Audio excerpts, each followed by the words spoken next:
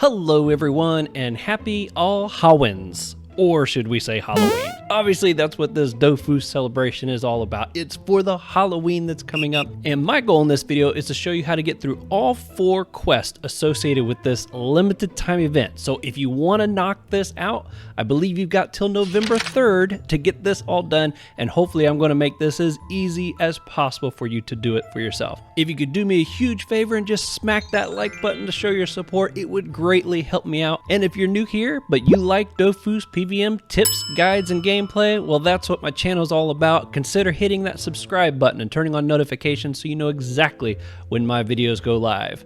All right, let's do this.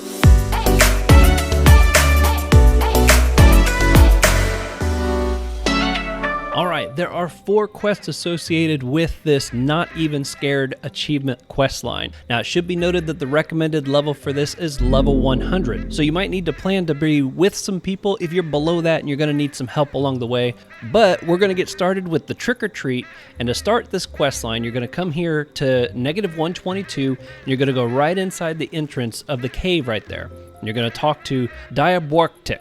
After you're done talking to him, believe it or not, there is an exclamation mark that pops up right here on the Disciple of a Cid. You're going to talk to him next. When you talk to the Disciple, you want to mention the favorite sweets.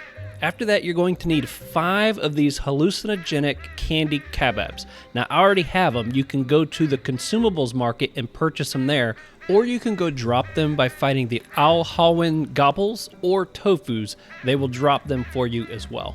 Once you have 5 of them, you're going to talk to Diabork again. Offer the sweets, and there you go. That finishes the trick or treat step of this process.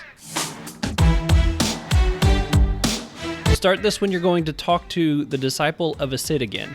This time you're going to complain about his bad advice. Now he's going to offer to let you run the dungeon, which you're going to do now.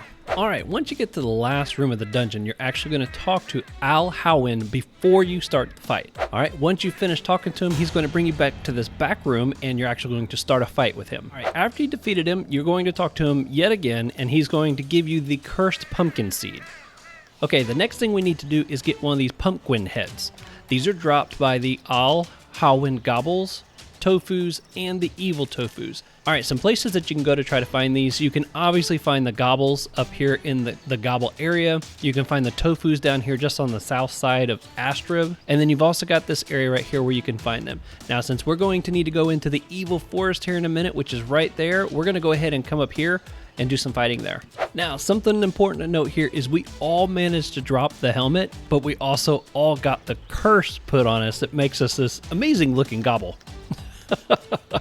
So you'll need to do a fight to get rid of the transformation and a few more fights to get rid of the zombie curse that comes along with that. When you're in the Gobble state, you will have a very small amount of health and you have only a couple spells. You're literally transformed into a Gobble for your next fight. So pick something easy to take on so you don't run the risk of dying. Second of all, in order to keep the curse from coming back on you, anytime you fight something that has the Al Howin curse, you have to equip the pumpkin head.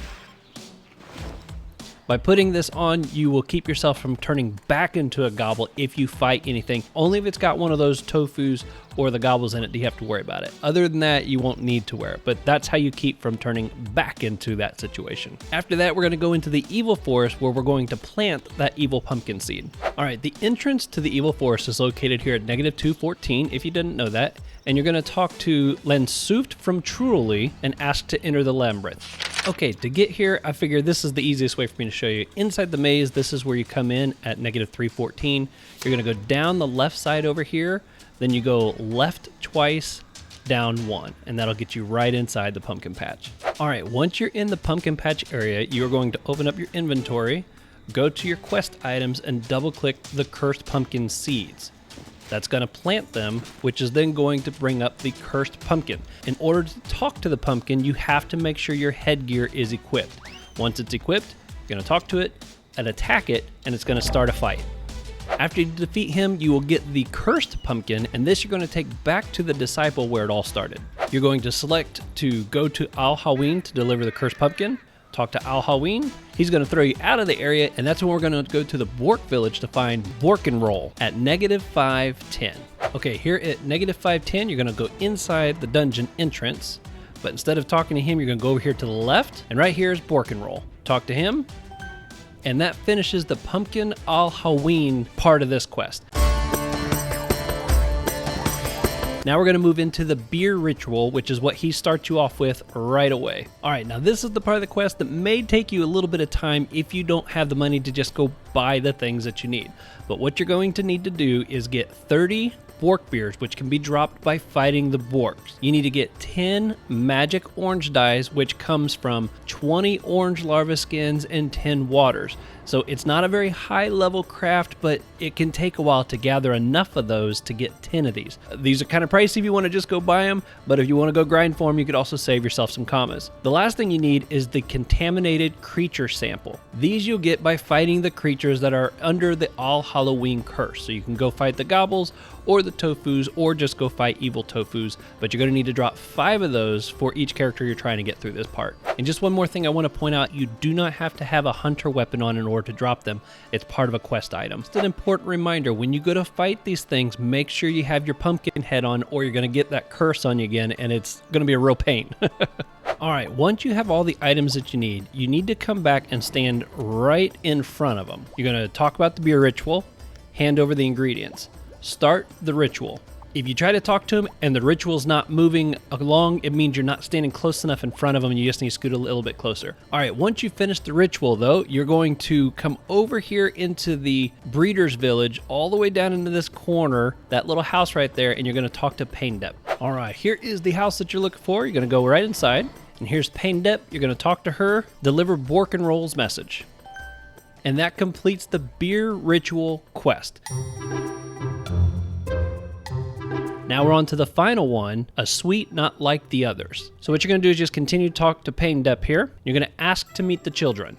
First, you want to talk to the little girl, and you're going to ask her if she's soiled her undies. I don't know.